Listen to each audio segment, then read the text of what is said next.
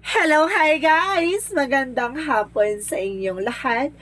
This is Chin Rodriguez from my Sagari Channel, a faith healer o Zomata reader. So ngayong hapon na to, tignan natin ang nagsasabihin sa inyo ng ating mga gabay. This is weekly gabay for the month of January 11 hanggang January 17 for the sign of Libra. So Libra, welcome to my channel.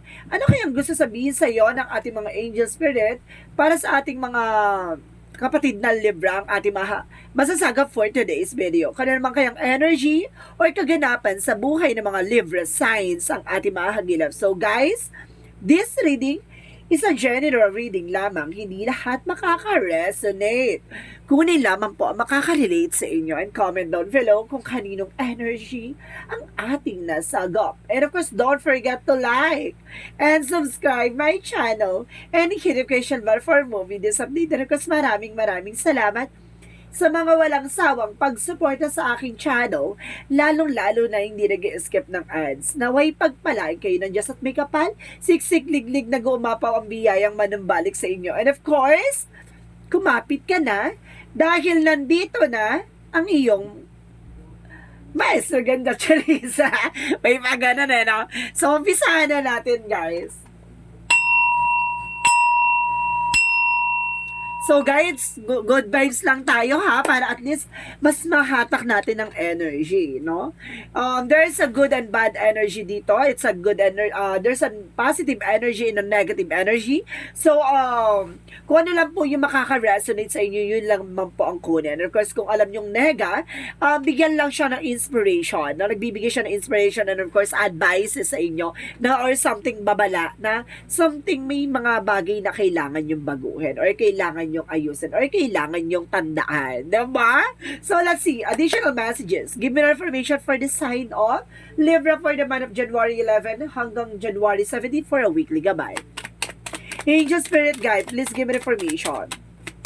And of course, guys, there's an emperor. Be mature and up in being grounded. So, kailangan maging mature ka dito at maging open ka no, sa mga possibilities. Hindi ka pwedeng, kumbaga, huwag ka maghahatak kumbaga, huwag ka maghahatak ng mga negative dito. Kumbaga, kung alam mong may mga bagay na nangyari sa'yo ng without your control. No, kumbaga, sinasabi sa'yo dito na pag-isipan, no? Don't be too much aggressive. Ganon. Huwag ka masyadong agresibo.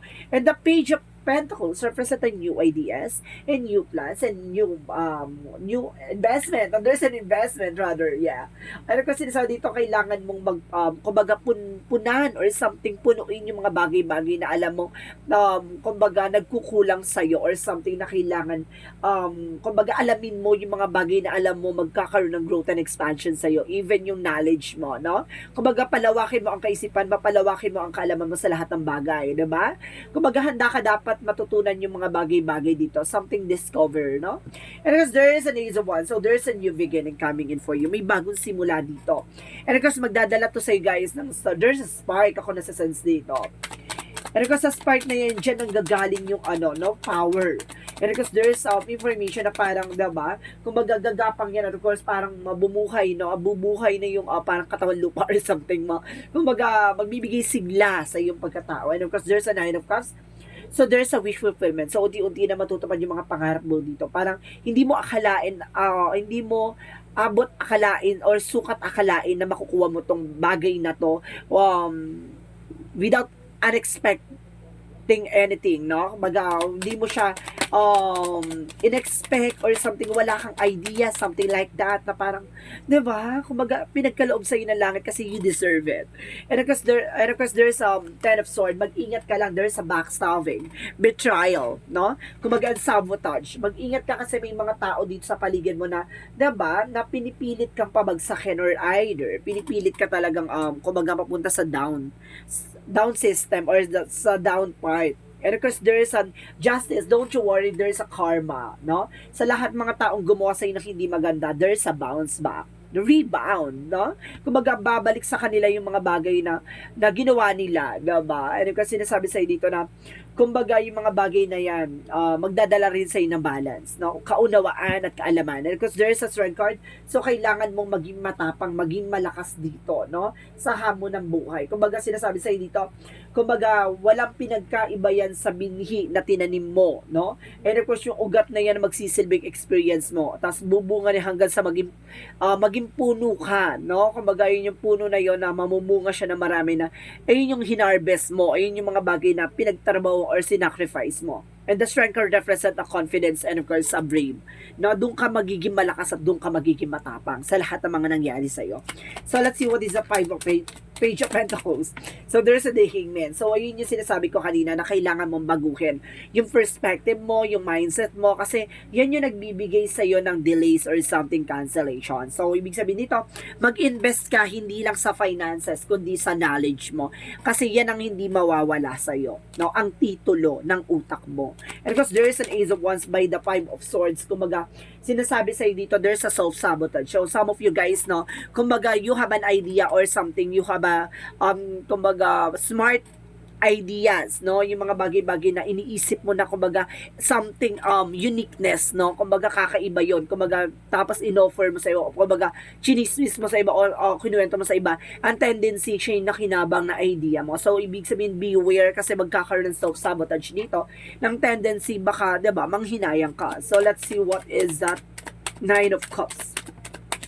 And because there's a Seven of Swords in reverse. So there's a recovery from the pain, from lying, from cheating, from unfaithful, from unloyal. So some of person na parang, diba, nagloko at simira sa'yo. So there's a information dito na parang, diba, tinupad ng nasa taas na yung panalangin mo na makaka-recover ka na. So let's see what is the Ten of Swords. So there's a Page of Swords. So ibig sabihin dito, bago ka pa i-sabotage or bago ka pa i-backstab, na timbrehan mo na, 'di ba? Nalaman mo na teka nga, may something ka pala, lech ka, gano'n. Sorry from the word, pero ayun yung parang sinasabi dito na something na parang nanggigigil ka at nakuha mo, diba? Yung idea na, ano, information na yon. Kumbaga, na-gets mo na parang, okay, something, meron ka palang, diba? Meron ka pang binabalak sa akin, gigigil ako, gano'n. So, let's see what is the Justice card. So, kasi guys, kapag nagbabasa tayo ng baraha, guys, ganito ha, kumbaga napupunta tayo sa emosyon ng isang tao or sa sitwasyon ng isang tao, kaya masyado tayo minsan nagiging nagiging emotional dito, or minsan nagiging nadadala kasi tayo ng energy. Wag niyo akong inaartihan. Charis. Eme lang. And of course there's a Six of Wands. So there's a victory and success. So at the end of the time, magtatagumpay ka, no? You are on the spotlight and the justice will be served. Ganon. So let's see what is the Emperor or the Strength card. And of course guys, represent an Ace of Cups. So there's a new love life and new offer coming in with a mature and grounded person. See? Kumbaga tong tao na to, no? Kumbaga matapang, no? Kaya kayo paglaban pero hindi mukhang kalaban. Diba? Itong tao na tayo paglalaban ka pero hindi ka kakalabanin. And of course, the information na sinasabi dito na mature tong tao na to. And let's see what is the Five of Pentacles, because that's the Hangman. So there's a tower moment. So there's a sudden changes. May mga bagay na magbabago dito. Depende yan sa actions mo. So may mga bagay dito na something, kumbaga, you are being a creator, no? Sa ganyang eksena mo, ikaw gagawa ng pagkasira ang pagkabuo mo ng sitwasyon. Kaya sinasabi sa'yo dito, think before you click, no? Pag-isipan bago ka mag-take ng action, kasi hindi mo na mababalik kapag nagawa mo na o nasabi mo na. So let's see what is the Ace of Wands and of course the Five of Swords. And of course, guys, there's Knight of Wands. So there's a final push. Now, perseverance or suddenly sinasabi resilience, no? Hindi mo kailangan maging bulgaran, hindi mo kailangan maging madaldal. Kasi sinasabi sa'yo dito, nasasabotahi ka sa mga plano or sa mga gusto mong gawin. Suddenly, hindi natutupadan because natupad na ng iba. And of course, sinasabi dito, be aware. And Knight of Wands is a fast communication and fast movement. Some of you guys, there's a trouble. Matatanggap dito na parang, kumbaga, hindi mo, sukat akalain, makukuha mo to, and of course, para magkakaroon ka ng business trip or something. Kumbaga, there's a family trip, I sense, na parang, 'Diba? Or some of you guys na mag-travel kayo with your family or with your friends or rather no, yung pag kumbaga hindi mo in-expect na makakaalis ka sa situation mo. So let's see what is the Ten of Sword and the Page of Swords. So there's a star card. Oh my God! Kumbaga may katuparan sa pangarap mo. So unti-unti na to magkakaroon ng kagalingan, katuparan, kaligayahan. Oh! Sabi. So let's see what is the Justice and the Six of Wands. And because there's a Chariot card, so there's an action. So may mga galaw na magaganap dito. No, there's a movement, no? What kind of movement is here? So sinasabi ng paggalaw ng baso. Ibig sabihin dito, unti-unti ka na makaka-recover, guys. Ganun 'yon. O, taray, naging si ano, no?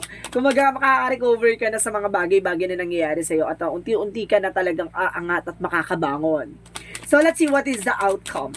The outcome is the Seven of Wands. So you are being protected, no? Kumbaga protektado ka sa lahat ng estado or sa lahat ng aspeto, no? Or sa lahat ng factor, na lahat ng kagalawan sa'yo, kumbaga finances, career, love life, so on, etc. Kineso.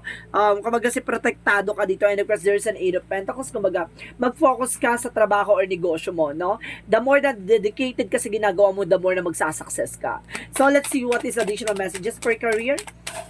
For career is the Page of Wands. So there's a lot of ideas coming in for you. And new plans. And of course, there's some Page of Cups na listen to your intuitions and listen to your gut feeling. So itong mga bagay na to ay binibigay sa'yo ng mensahe ng iyong mga gabay para maunawaan mo yung mga bagay-bagay or something na kung ano yung makakabuting plano sa'yo. Ganon. So let's see what is additional messages for love life. Sa love life naman, there's a Seven of Cups, no? Kumbaga, maraming, kumbaga, pinipilit kang guluhin or there's an options or something rather na marami kang taong attracted sa'yo, no? Kumbaga, maraming taong may gusto sa'yo pero isa lang yung tinitignan mo. Ganon! And because there's a Death card, so there's an ending and a new beginning, no? Matatapos na yung mga bagay-bagay about sa, kumbaga, ahas, traidor, ganon pagdating sa relasyon, no? Tinatapos na yan. And of course, let's see, and of course, a transformation pagdating sa love life, na magkakaroon kayo ng transformation. So, let's see about naman sa health. So, there's a default card. So, sinasabi dito, there's a new beginning pagdating sa health or something baka magkaroon ng pagbubuntis or pagkaroon ng pagkakaanak, ha. And of course, there's a Ten of Cups, there's a happiness, no? At magiging masaya ka this time. And of course, there's a Nine of Wands, slow and steady, no? Kumbaga, pagdating sa mga nararamdaman mo, sinasabi sa'yo dito, hinay-hinay lang. Baka, kumbaga, kailangan mo magpahinga or something. Huwag ka masyadong aggressive. Baka, diba, may mga bagay sa'yo dito na baka bigla ka na lang mag-ano dyan, diba? Kumbaga, baka naiinitan ka or something like that, baka diba, kailangan mong ng malamig na pakiramdam or malamig na tubig na ano, naiinumin mo na. Kumbaga baka magkaroon ng heat stroke dito like that, no? Kumbaga mag-ingat. And kasi nag-uumapaw ang kaligayahan dito, guys, pagdating sa health mo, no? Kumbaga, no more ano na. Kumbaga, yung dating aggressive ka na, kumbaga, ngayon slow and steady ka na. Ganon. Kumbaga, kalmado ka na. Hindi ka na basta-basta bugnutin o agresibo. So, let's see what is the magical fairy messages. For magical fairy messages, Angel Spirit God, please give me information. For magical fairy messages, so there's a get some exercise. So, kailangan nyo na exercise, ha? And there's a daughter. So, some of you, may mga anak, no? May anak na babae dito. Or some of you, baka mag-anak kayo ng babae. Ganon. So, let's see what is a yin and yang oracle card.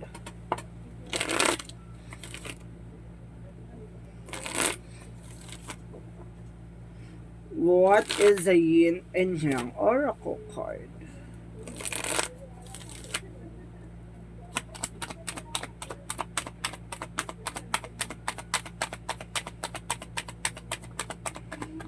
Ace of Water, some of you may kinalaman ka sa Pisces, Cancer, Scorpio. Baka yung person mo, gano'n na, Pisces, Cancer, Scorpio. And of course, there's a distance. So, there's a retreat time out. So, kailangan mong kumawala sa mga bagay-bagay na alam mong toxic. And of course, there's a truth. No? Marami kang malalaman dito katotohanan sa lahat-lahat ng nangyari sa'yo from the past. So, let's see. What is Arcangel Raphael messages? Arcangel Raphael messages for you. So, call upon Arcangel Raphael to help you from your situation.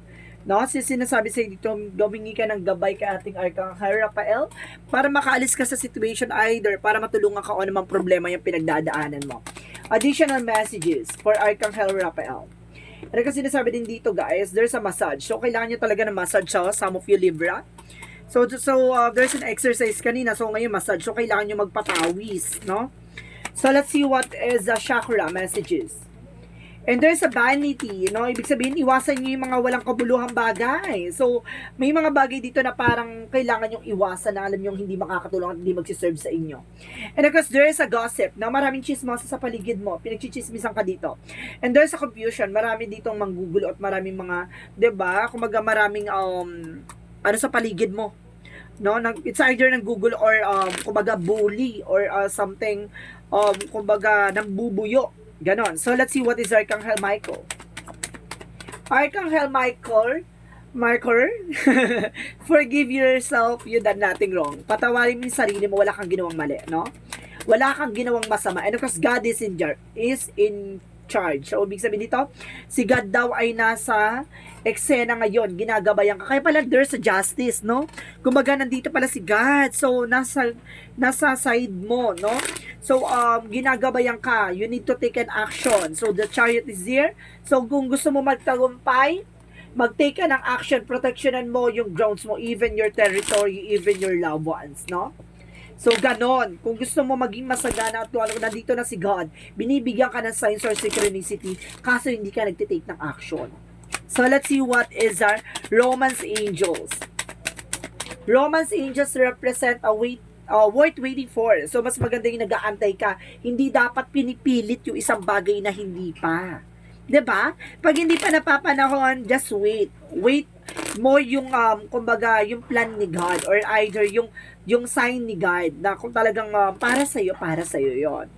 So let's see what is additional messages. And there's a success. Wow, magsasuccess ka at the end of the time. Additional messages for you. And of course, guys, there's for relationship. So, some of you, kumbaga magsasuccess ka pag finances, pati sa relationship, magsasuccess ka rin. At the same time, there's a friendship. So, kumbaga may mga kinalaman dito na magsasuccess ka, no? Of course, there's a friend talaga na, kumbaga, totoo sa'yo, no? Or suddenly, pinag-uusapan ka kasi there's a gossip, no? So, let's see what is additional messages. Because there is a time to decide. So, kailangan mo mag-decide na, no? At kailangan mo siguro ng oras para makapag-desisyon. And of course, writing. So, ibig sabihin dito, guys, no? Kung bagay ko magsusulat na sarili mong pakina o ikaw gagawa ng mga bagay na isa kabubuti mo. So, let's see what is the Monsology. Monsology represent take time to breathe out, yun na, di ba? Kailangan mo pag-isipan, no? Kailangan mong huminga kahit paano, no? Hindi pwedeng masyado mong pinipressure yung sarili mo sa lahat ng nangyayari sa buhay mo. And you and your loved ones are safe. Yung mga mahal mo sa buhay, safe naman daw yan. And your dreams need a practical plan. So, kung may pangarap ka, kung may mga gusto kang gawin, no, simulan mo with the logic and practicality, no? Kumbaga, kailangan mong, maging practical this time. And there's a transformation for magic. So, there's a magic dito. And there's a problem solving. Wow! Masusolusyon na yung problema mo.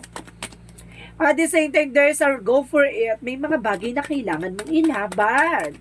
And there's a nettle for boundaries. So, kailangan mo rin mag-set ng boundaries. Diba? Nasa ganun, hindi ka na makapag-create ng blockages. Additional messages for energy. For energy all tied up. So, kailangan mong kumawala sa toxicities. Kailangan mong kumawala sa situation in angel of balance. So, kailangan mo maging balance dito. And of course, contract. So, there's a kontrata. No? May kontrata dito. It's either a business contract, a love contract, no? Or something, spiritual contract. Ganon. So, get more information, angel spirit guides. And because there is a emphatic star seed. So, may mga bagay na hindi pa sa ngayon. O, huwag mong kunin yung isang bagay na alam nyong hindi sa'yo. And a star keeper. So, stay on your ground, no? Panatilihin mo kung asang ka at nakatapa ka sa lupa, no? So, darating yung araw na iaangat ka ni God when the time has come. Jesus' loving quote said, so, Jesus' loving quotes, do shall the Lord your God with all your heart, with all your soul, with all your mind. Ibig sabihin dito, mahalin mo daw ang ating Panginoon ng taos puso, ano ko sa puso sa salita at sa gawa, no? Ganon. Kumbaga sinasabi sa dito, kung magagawin mo siyang sentro ng buhay mo at ang gagawin kanyang sentro, 'di ba, sa situation mo. Kumbaga, the more kasi na parang ginagawa mo siyang sentro, the more na nagiging maayos ang buhay mo. Ganon 'yon. So have faith. So, let's see. There's an angel's answer, guys. Bibilang ko na 3, kailangan nakapag-isip ka na. And of course, kapag ano, kumbaga, there's a yes or no din, no? So, mag-isip kayo kung ano gusto niyo itanong.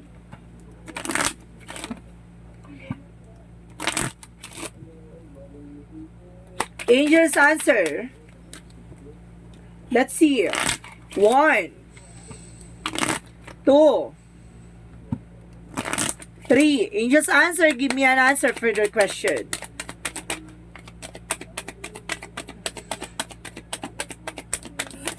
And of course, there's a reconsider. May mga bagay na kailangan mo i-considera. Diba? So, ibig sabihin, may mga nangyayari sa buhay mo na something, kumbaga, valid reason or valid information. And there's a trust na kailangan mo magtiwala. Diba? May mga bagay siguro na hindi pa sa ngayon at hindi pa pwede talaga sa ngayon, no? And of course, there's a forgiveness. May mga bagay na kailangan mong bitawan. May mga bagay na kailangan mong ipagpatawad at patawarin, no? Hindi siguro sa kanila, kundi sa sarili mo. Or either para sa Panginoon, no? So, let's see what is the angel's number. Kasi if you, the situation na hindi ka pa nakaka-move or something na may galit at buot ka dyan, guys, na hindi ka makaka-move talaga, there's a blockages. And because there's a angel's number by I am pioneer. Independence and self-sufficiency are necessities to you. You are extremely capable in the life and in work and aren't afraid to take a big risk and achieve the life you desire. So, hindi ka takot kumbaga sumugal sa lahat na nangyayari sa iyo, no? Kumbaga, kapag gusto mo, at kung may mga bagay na, kumbaga gusto mong gawin, magagawa mo, no? So, let's see what is the messages of life. What is the messages of life for present? There's a truth, no? May katotohanan dito. And today, I discover my greatest truth. Is it within me? It is a divine force that whisper of my inner soul. I listen closely to the voice, putting aside my controlling mind. In this way, I find all the answer I am looking for.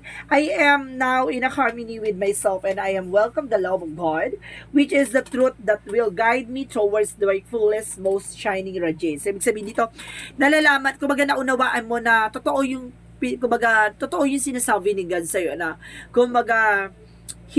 kumbaga may mga bagay na hindi pa napapanahon. May mga bagay dito na kailangan mong pag-ingatan at may mga bagay dito na kailangan mong mag-antay. Kasi kung hindi ka mag-aantay at magmamadali ka sa situation, lalo ka magkakamali. Kasi meron na angels, romance angels, now there's a worth waiting for, and because there's a trust. So, kailangan mo magtiwala at mag-antay. Huwag ka masyado magmadali.